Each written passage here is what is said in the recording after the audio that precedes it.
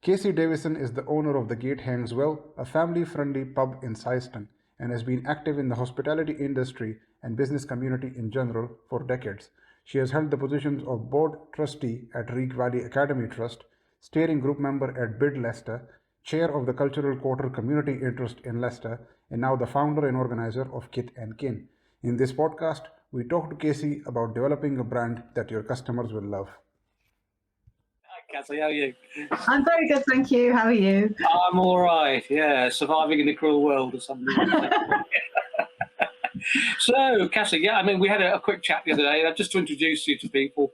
You come from the world of hospitality, and also, of course, you know how to run a pub as well.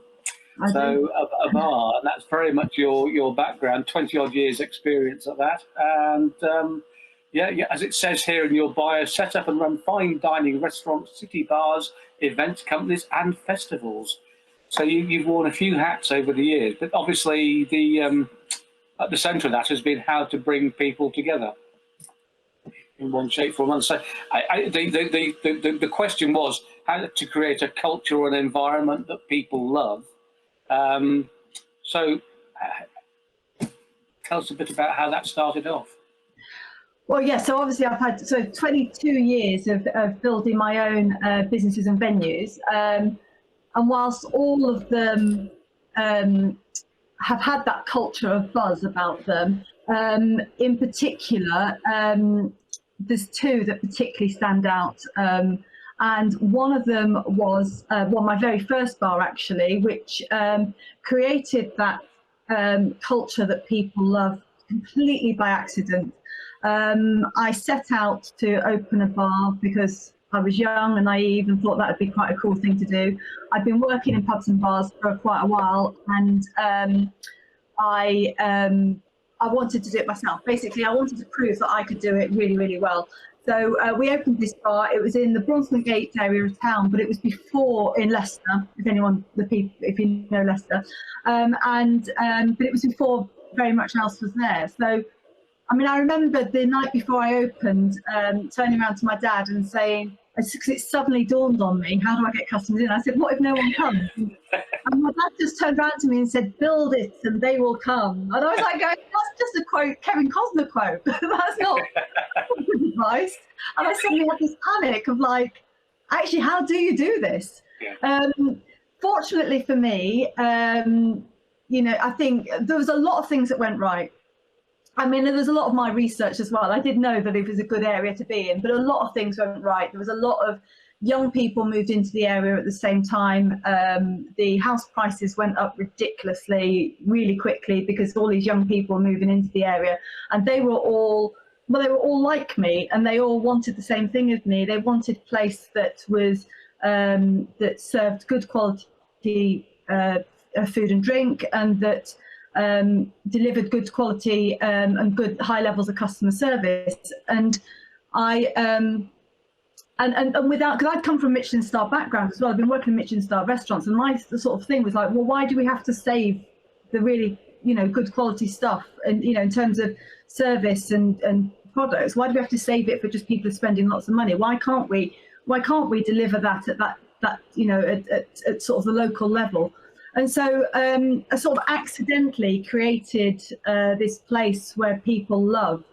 And it's the reason why it stands out for me is because, even though I opened that 22 years ago, and I haven't, I did it for 10 years. And so it's, a very long time ago really now, but people will still stop me in the street and tell me about times that they visited and things that they did, and the fond memories they have, and how that was part of their that when they came to Leicester, or when just finished university and were starting a family, and it was all part of it. That place became part of people's story of their lives. Another one that obviously stands out, as well as Harmeet mentioned, is the Exchange. And when I went there, it was I did set out. It was a different. I had different set of reasons for doing it. But I did set out for it to be the heart of the cultural quarter. It was an up-and-coming area, a place that didn't really there was no one there. We had the theatre, the Phoenix, I think, had just opened, but both were struggling. LCB was there, and that was full of tenants, but very little else around it. And there wasn't much of an environment in the culture there. And so I took that on, and it was really about creating a space that was welcoming and belonging for that new community that was in the area. And it was where cool things happen. But I'm not, as much as I'd like to pretend I'm cool, I'm not very cool. So it was about creating a space for other people to bring in their creativity, and that. Again, it was less accidental, but there was more to it there. But it did grow way beyond what I ever thought it would, way beyond me. I mean, I would go in there on a Friday night and not be recognised as the owner. It had its own personality, which wasn't really, it became more than me. So these, I mean, and I have other businesses as well, the thing, but actually those two in particular stand out as places that created those environments and a culture that people loved. But I mean, when you talk about it like that, you almost make it sound as though it just happened and by accident. But I'm guessing there were some fundamental principles around creating that kind of an environment and a sort of culture that people liked. Yes, and this is the thing that after having done it a number of times, and I say I started by accident, but you do look back and you go, actually, how did that happen, and what happened there, and how do you recreate that? And fundamentally, building cultures that people love is exactly the same as making friends or falling in love with someone. It's just that in business you want to have some control over that process. Firstly, and I think this is a really, really important piece of advice and a really, really important principle for people to understand, is that you have to be prepared to be disliked. This is philosophical thought experiment, which is if you walk into a room of 10 people that you don't know, can you have those 10 people like you? And cutting the long story short, basically, yes, you can. But in order to do that, you either have to lie and manipulate, or you have to compromise and erode your own principles, thoughts and opinions so much that actually there's no integrity there. So I think it is fundamental that if you want people to love something, love your business or love what you're doing, you have to be prepared that in doing so, there are going to be people that like it and don't like it. Because in order to get everyone to like it, you compromise so much that all you are is nice, and that's not something that people fall in love with. The second thing that I think is really, really important is that actually what you're doing is, what people are falling in love with is they're creating a tribe around you. And so the principle is that basically every human being needs to feel that they belong. And that's that's true of when we form any sort of relationship with anyone else, why we form groups of friends, why we're in clubs, and why we have tribes of any sort. So I mean it's absolutely fundamental, those two things. I think that when you are trying to create that culture, that you're prepared to have people dislike you, but you understand that those people want to belong, and that actually from that you can create something that people love and feel belonging to. So it's about creating somewhere that hopefully more people like than dislike. So the numbers are on your side. Or not necessarily, because you don't need, particularly as a small business, you don't need to be loved by even very many people. Particularly a small. When I'm talking about pubs and bars on restaurants.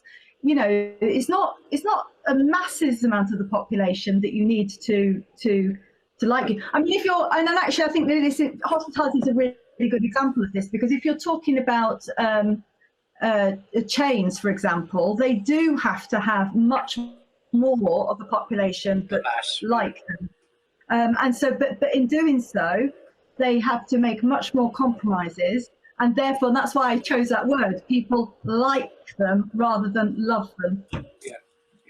My grandchildren would probably disagree with you on that score, but there you go.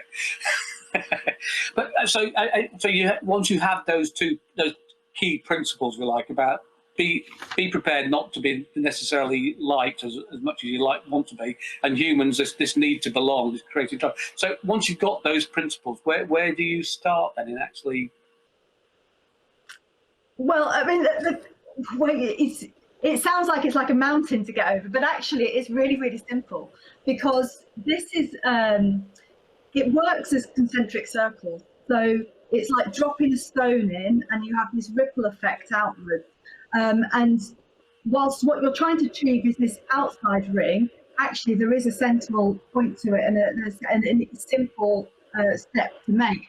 But if I just describe it from the outside, your final destination is to have a wider community of people that have heard about you and have heard your great reputation, and they haven't necessarily tried your product yet, they haven't or your service yet, but they have heard of you and they've heard good things about you. And that's when you know, okay, this is working. This is, I've you know, people, and I always, and the exchange is a great example of that. I always knew, but I sort of really, the pride I felt when I got in a taxi for the first time and said, can I go to the exchange, please? And didn't have to give directions. You know, I go, oh, I think people know about this. And people would, you know, I'd go, you know, say to people, you know, that's what I did. And people go, oh yeah, I went to a party, or so-and-so, my friends had their wedding date. You know, it was that kind, you know. And so you have this community outside of your own, but they've heard of you and they're hearing good things about you. And so they're thinking about using you as a product or service. And everyone knows that that's where you're, you know, as a business, that's where you want to be. Yeah. But the circle inside of that is your existing customers. So they already love you. They talk about you. They're what you call advocates of your business. But actually, I think advocate sounds like, so when somebody says, "Oh, do you like that?" and you go, "Yeah, that's an advocate."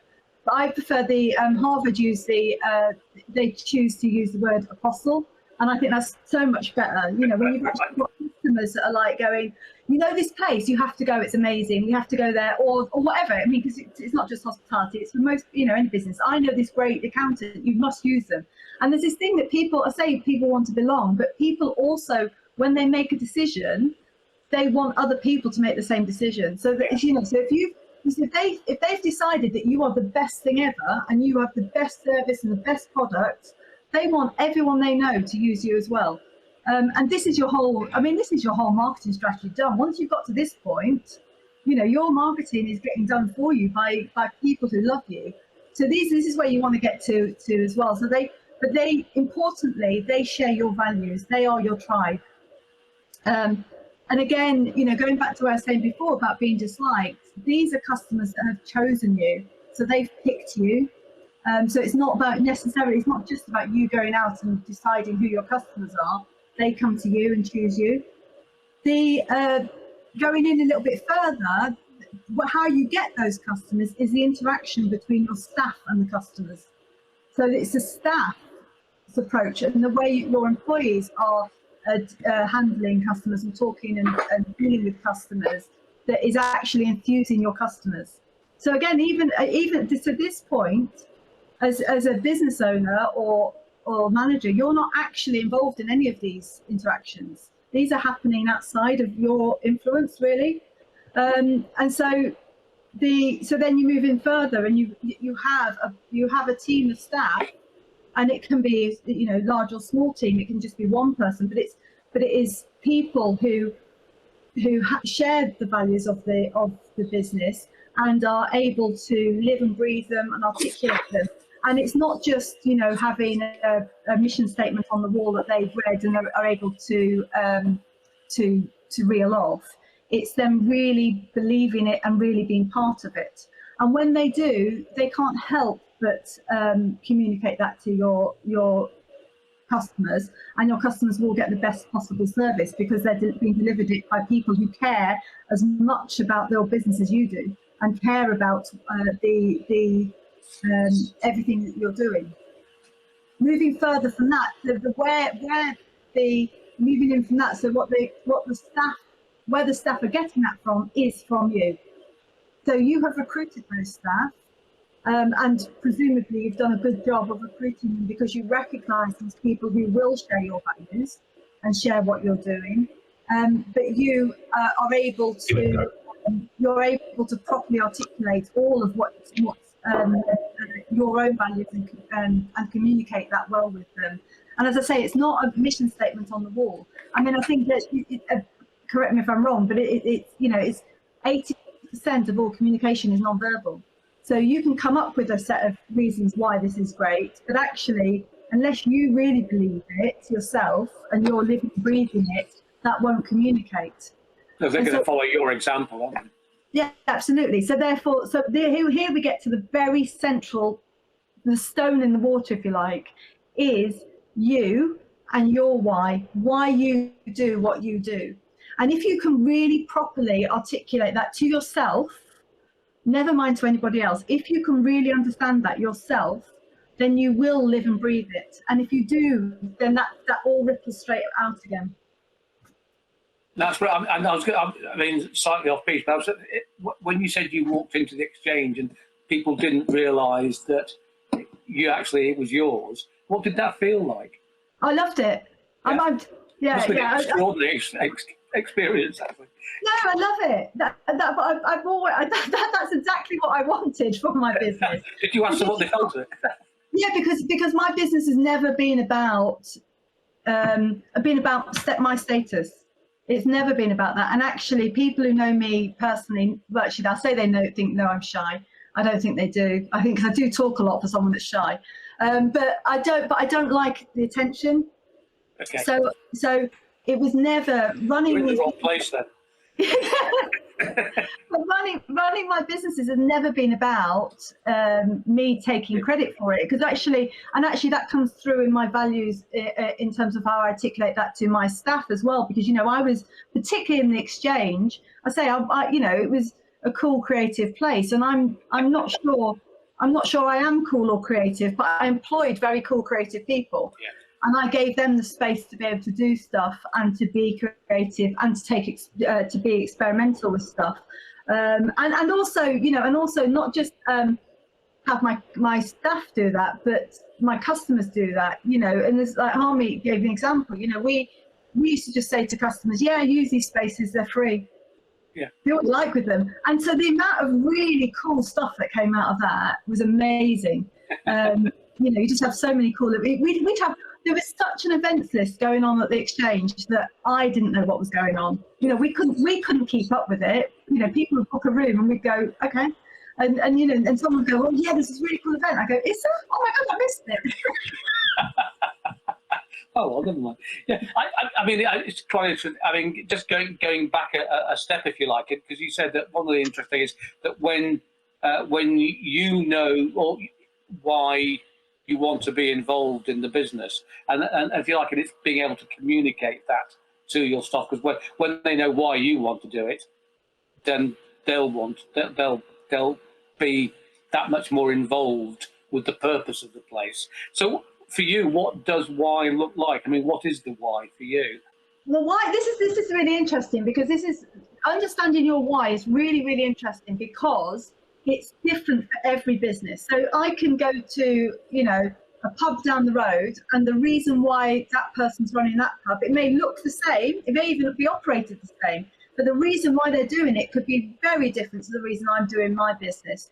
And I'm sure that goes across all industries. That, you can have two accountancy firms and the people running them doing them for completely different reasons, or they've got a different purpose.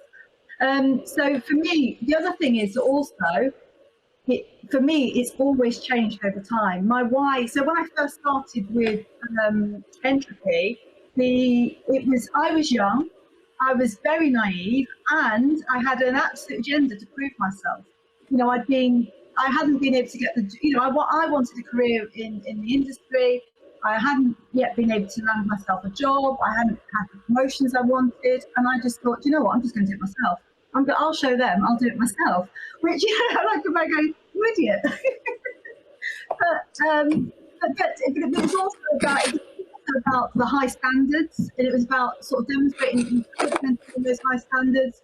And I was just really, really ambitious, and and that's where I started. when I came to the exchange, it was completely different, because by the time I had the exchange, I had 4 kids, and I was in the middle of the messiest divorce ever. And actually, money was a much bigger factor than it ever had been when I first started. So I actually needed to earn money in order to take care of my family. So it was a different approach from the outset. But then when it came to the business, it was a cultural quarter. It was a new community. It was really exciting. I could see that the area needed to have some leadership to put it all together, and I really felt that that a little bar could be the heart of the community, and I wanted to facilitate that creativity, and so it was a very different operation. And I also, over time, sort of developed this thing of actually being a role model for the industry, to demonstrate that actually, we can be ambitious about how we do stuff. We can do things that are ambitious, and they can be risky and scary, but we can do it. And actually, here you go. Here's a great example of it, without it being about me, but being about my business, about that business. And then now, so I sort of unofficially retired from as an owner operator a couple of years. So this is it. I've done enough now. I've done my hard work. I'm going to go and retire and become a consultant. But actually, over the years of doing this, I have learned that from my naivety when I first started to where I am now, I have learned that this industry, well, I kind of knew this, but the industry is not about serving food and drink. This is not what we do. That happens to be how we take money through the till, but that's not what we're about. And actually, actually the role, and actually this is actually one of the good things that have come out of coronavirus, if there is good things come out of it, but for the hospitality industry in particular, is that suddenly not only are operators able to articulate what their value is, but the customer has begun to has found a new understanding of what the value is. And it's not food and drink, because we're still getting food and drink from the supermarket and from the delivery, and yet people are desperate to get back out again. So so it's an understanding that the hospitality industry offers a place for people to come together and to belong. And I think it's something you said earlier, Mike, about you're talking about this virtual world being a leveler. Well, the pub's always been a leveler, and actually, the pub, so people have this. They have these 2 places. They have a home where they have a role to play. A mother, a father, a sibling, a daughter, whatever it is, a partner, a housemate. They have a role to play there and a responsibility. And then they go to work and they've got some responsibility there, whether that's employee, employer, supervisor, whatever your job title is. That's your responsibility and the role you have to play there. And so actually what hospitality businesses do is they offer this space where actually you don't have, your status is no longer important. You walk through the door and it doesn't matter who you are, you're the same as everyone else. And actually there's spaces where there's self-selected groups of people who belong and are a tribe and share values. And so actually when you say leveling, it is, the English Revolution and levelers. Pubs were a very important part of the English Revolution. This is where they met. This is where they had their conversations. They shared ideas, and this is where food comes from now. Places like the Exchange really have an opportunity, and actually that's why I did like the Exchange to be separate from me, because it wasn't about me. It is about having this space for people to have that, to be themselves and to have that creativity and share ideas. So for me now, I'm opening a pub again because I just couldn't keep away, because I'm genuinely passionate about it. And actually that's the thing where I come back to my why. My why now is not, it's not about selling food and drink. It's about creating places, or place in this, because I'm only doing this again once, is creating a place for people to come and belong. And that comes from, but it's also and to connect with each other and to form relationships. But it's also a place where I belong in this case. So this is me creating a place where I belong, and then and for other people to come for those connections. So in short, going back to the actual, is that, you know, your why is different for everyone, and it changes over time. Yeah. And Evolves. mine doesn't stay still. Yeah. No, it's interesting because you talk about why do people go to the pub. You're right, they are levelers because you can meet the lord and the farmer and the whatever all there having a pint at the bar. But they're also, for some, I think they're also a place of escapism as well. Yes, It gets them away from. It might be their home life is not that brilliant. Therefore, the pub is an escape route, and they can meet people and have convivial chat, or just sit in the corner with a pint and be quiet, or gin and tonic, whatever it might be. So it's interesting, and it's creating a space, I suppose, that suits those people. Yeah, but this is this. So when you talk about the person, so you know, my experience of that is you talk about the person sitting in the corner, just having their pint. You know, actually they are alone, and they potentially don't want to talk to anyone. But the reason they do that in a pub and not at home is because actually they want to belong. And it's this, you know, it's this wonderful thing that a pub can do. Or I mean, and the hospitality businesses do it as well. But it's a thing that I'm particularly passionate about why. You know, why I'm opening a pub again. Well, I think the British pub is particularly good at that. Actually, you're right. So it forms the heart of a pub. That it adapts itself to all those needs in the nicest possible way if it's been put together properly. Yeah. Yeah, it's lovely that. So, any further advice that you'd have for anybody in terms of business? Well, so I think the most important thing about creating a culture is knowing your why. Because if you can know your why, then you select people. Your recruitment selection is not just who's got the skills to do the job. It is who, you know, do they share my values? So I mean, everyone, you know, most people have heard about customer avatars. And I think if you have your why and you have your customer avatars, then pretty much all your products and services are decided for you, because you know what you value and what you want from your business. But you also know what your customers want and value from your business, and that's, you know, that just maps everything. So when you come to decide how you provide a service, or even how much you charge for it, all of those decisions get made by those two things. But I would also advise that people think about avatars for their staff when they do recruitment, because I do, you know, I mean, I absolutely, as you know, say, fundamentally believe that the start of your tribe is actually your staff, and so you need to be selecting people who already share your values, or at least have the potential for sharing those values, because if they don't share them, they won't feel them and they won't be able to communicate them, and that gets lost in translation with your customers.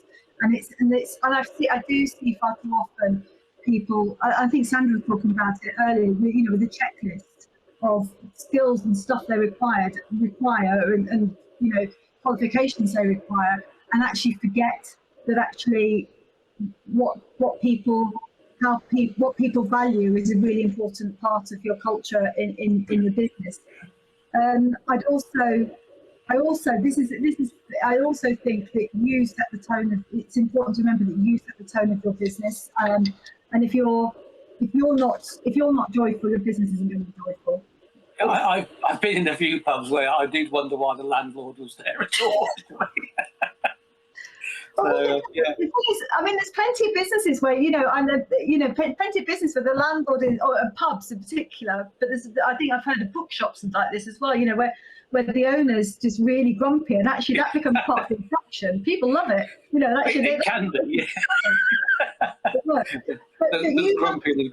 You have to set the tone of your business. And I just quickly, I had a really good example of this in my it's working at the exchange, because so over my years I've employed family and friends a lot, because it's part of what I think. But my sister used to work for me as part of my management, and then one of my other managers was, well, I say she's a friend. She'd actually worked for me for nearly 22 years, so she'd become a friend. Yeah. And I'd set this culture going, you know, where everyone was really engaged and really shared our values. And then I forgot that she was there in the capacity as an employee. And so I'd come in as her sister and start my favourite thing to do, which is to have a rant. and I'd rant about something. And normally, as my sister, she'd take that absolutely fine. But what I realised what was happening was that both her and my other manager, I was walking away from those conversations thinking I just had a lunchtime rant with my sister. And I was walking away from those conversations and I was leaving fear with them. Yeah. I was scared Yeah. that my rant I meant, and that I was serious about half of the stuff I was ranting about. I was just venting. Yeah. Because that's what you do with your family. You have to know your boundaries, don't you? Yeah, and I'd forgotten that actually my role in my leadership role there was to set the tone. And if I was doing that, I was creating fear, and that was then rippling, and I was damaging my own work. Yeah. So I think that's an important thing. The other thing is also to remember that creating a culture is very messy. You know, there's mistakes. Things don't go to plan, because as I said, you know, we're talking about those circles. There becomes a point where it's outside of your control. Yeah. And actually, you have control of the stuff in the middle, and actually, it starts. You lose control later on, and that's a good thing when it's working. But when it doesn't, you know, you have to be prepared to just be a bit uncomfortable with having control. And then finally, is the is the idea that. And I think Sandra also talked about this, that sometimes your recruitment goes wrong and you get the wrong person, and if that person's not buying in, they could do a lot of damage to your culture, and that actually your role as a leader is also to protect the business, and that actually you need to be proactive at managing that as well. Yeah, but you can also get the wrong customers, can't you? Yeah, hospitality. Hospitality is a high risk of that, and again, that's where I go back to where I said right at the beginning. You have to be prepared to be disliked. You can get the wrong customer, exactly, and your answer to that has to be, well, sorry, I'm not for you. Not, oh, how can I make that better? Because if you keep compromising, sometimes you've got it wrong. If you've got it wrong, you need to fix it. But sometimes it is the customers misunderstood you or picked the wrong place. You're not it. You're the wrong business. You're not it. And I've had this conversation a lot. Particularly, I'm not a fan of TripAdvisor, because I think TripAdvisor gives people an excuse. It sort of becomes a bit of trolling sometimes. And particularly with the hospitality, you can have anyone can walk in off the street. It's very easy for customers to find you and to come to you. And it's very easy for them to stumble on a place that's just not for them. But then they can go away and write about it. And actually, quite often, as an operator, you have to decide, did we make a mistake there? Did we do something wrong? In which case, we need to fix it. But actually, sometimes you just need to go, it's not for you. That's fine. You don't like me. That's fine. And then trust the customers that do love you can also see that, and actually they can. Yeah. It's very easy when you look at TripAdvisor and you go, what do you mean? You're in a 3-star hotel. What do you mean they didn't have this, this, and this? Well, of course they did. Of course they did. That's right. And you can read TripAdvisor like that, and you just go, but you have to, as an operator, trust that the customers that love you won't be swayed by that. The problem, the ones that love you probably don't actually read TripAdvisor anymore. No, indeed. Is it a customer's just been successfully sued, haven't they, for putting something on TripAdvisor that was derogatory and was untrue? So that's quite interesting. I've just got to the point when after years of TripAdvisor. When I first started, TripAdvisor wasn't there, but I have definitely got to the point now where I just go, do you know what? That's not. This is the thing. If you're building a tribe of people that love you, as you say, they're not going to TripAdvisor. They might do, first visit, but the people that come in and keep coming back, they're not engaging in that. So it's almost like that doesn't matter. I mean, it might be a good way to get good feedback on your staff as to whether or not they're giving good customer service. But surely, if you just walk in your business, you'll be able to see. You should know that anyway, shouldn't you? No, anyway, exactly. So I'm not a fan. Yeah, no, absolutely. No, that's brilliant. Well, I'm really grateful for all of that. Some really great stuff in there. What I want to do is just open up to the floor to see if there are any questions come in. Harmeet. Yeah, Mike, we are trying to make your life a bit easier, so we just find the questions for you. Thank you. I can't do this and read the chat at the Exactly. same time. We realized that in the first chat. Yeah, so let's go. Suki had his first question. It was, have you experienced difficulties controlling the brand message and dilution of the message as it gets further out in the concentric circles? If so, can you tell us how did you deal with it? So actually, I'll refer back to what Sanjay said earlier. He's talking about brand consistency in terms of what he was doing, and no is the answer, because I think if you've got it tight enough at the front, that if you know what your values are and actually I'm going to quote Sandra here, because she said in leadership you need to know your own values, know what makes you tick, and know what you want to contribute to the world. If you know those things, and that will, through the way you behave, not even just what you say, the way you behave will translate to your staff, and your staff will translate that to your customers, and that your customers will translate that out. So actually, that is your brand. That is your consistency. And they say in marketing, it's all about getting people to know, like, and trust you. Well, the trust bit comes from that, actually that consistency. And actually, what I've loved about the exchange and entropy in particular was how they changed over time, and how actually as you build that, you react to it as well, and your staff reacts to it, and the customers do, and it grows, and that culture grows. And you've just, as I said before, you just have to, it's a messy process, and you just, it's just, but it is something that people love, is something that they feel they belong and are part of. Yeah. No, I absolutely agree as well. Yeah, it's interesting. We have talked about this before as well, so it's interesting to hear more specifics about it. Francis asked a question which is very similar, so if you want to add something more to it, but I feel like you might have already answered it, at least half of it. She's saying, how do you communicate your culture accurately so you do attract the right people, the right customers to be. Oh, this is okay. This is that same thing. So it's all about, if you and you have to remember that 80% of communication is nonverbal. So it's not just, you can't just. I mean, I've done an MBA, and part of the thing you have to do there is learn how to write mission statements. You just go, but actually in reality, nobody reads them, and they don't mean anything. And they're the same as everyone else's, because actually you can only come up with the same set of, they don't mean anything. So I think in answer to that, it's the whole idea of slowly proving yourself. But that's the reality of anything. I mean, you're building any relationship with anybody. It's taking the small steps and being consistent, and people learning to trust you, and what your values are. It's caring for people there, I think, what it comes down. And I think whatever we do, the crux of it all, it's about people and caring for people, and that's both your staff and for your customers. And if people think that you care about them, they will in turn care about you. Yeah, absolutely. And I say that, but I don't think there's any difference in this process between when you build a relationship, a personal relationship, than when you build a business relationship. I just don't think the process is any different at all. Okay. Mike, I'm going to come in with a question.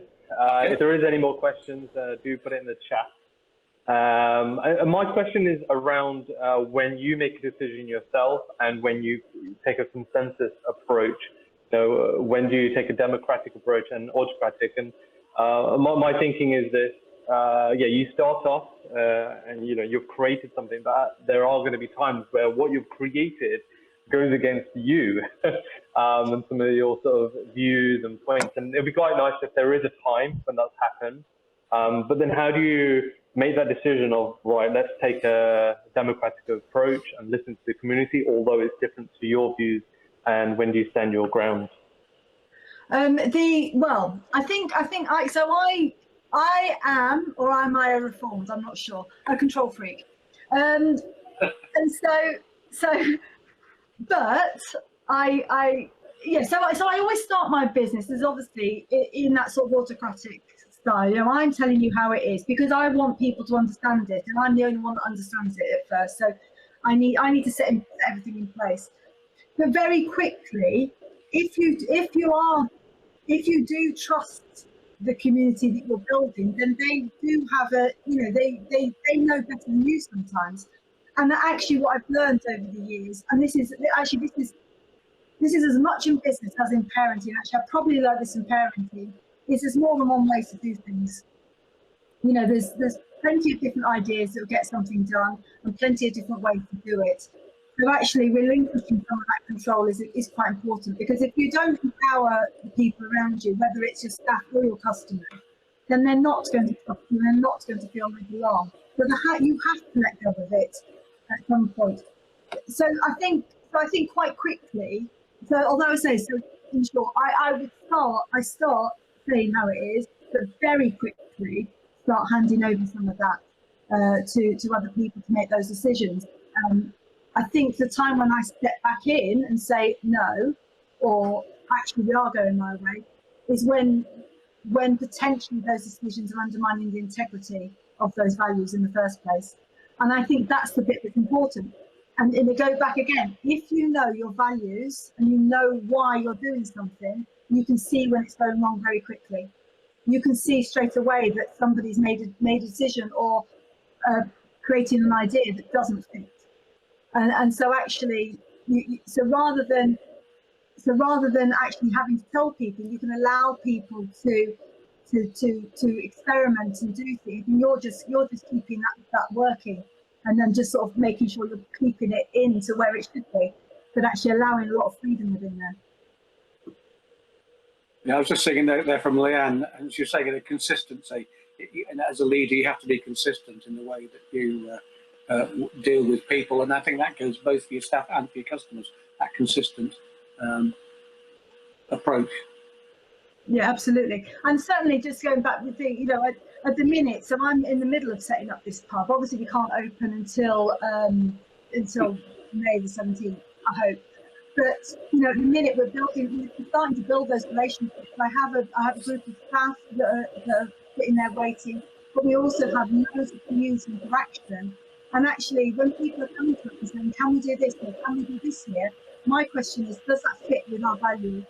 Is that going to fit with us? Is that going to communicate well to what we're doing? And if it does, then we go, yeah, sure, do it. Let's do it. We'll try. We'll give it a go.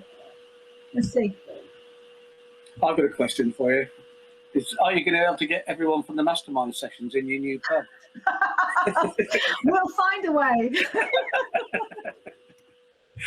Because, just so that everyone knows, it is called the Gates Hanging Well pub in Syston. Yeah, the Gates. Yeah, I'm looking forward to getting there. Final question for me.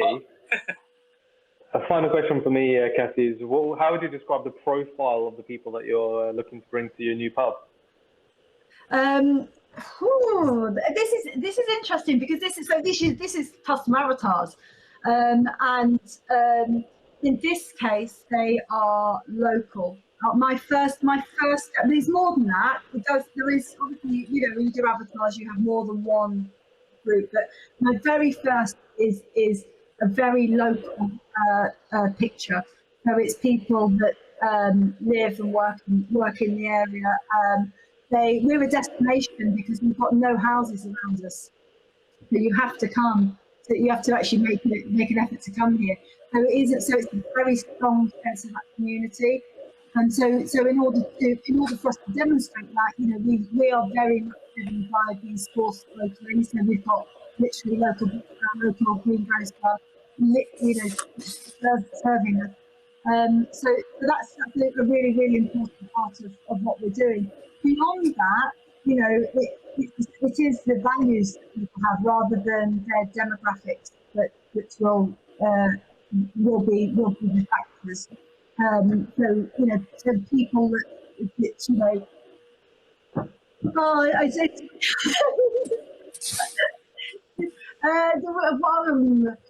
so people who that don't like the pretentiousness of and other places, but equally value quality.